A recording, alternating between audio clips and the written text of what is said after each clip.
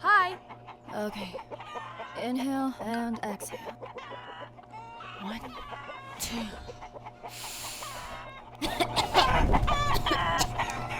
Hey, are you okay?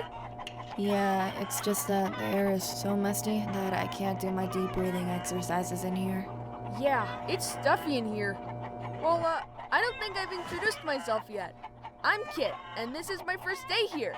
But I think I'm at the wrong farm.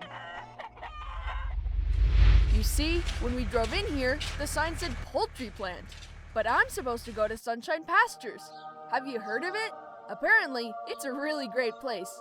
Nice views, open space, organic food, upscale lodging. I can't wait till I'm there. All right. Enough of this. Huh? Listen, kid. Sunshine Pasture? It's just a legend. It doesn't exist. Well, I don't think so. They told all my brothers and sisters that we were going to Sunshine Pasture, and I believe them.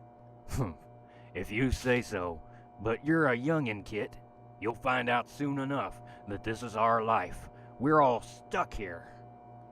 I'm not worried. I'm sure it was all just a big misunderstanding. I'll get to Sunshine Pasture eventually.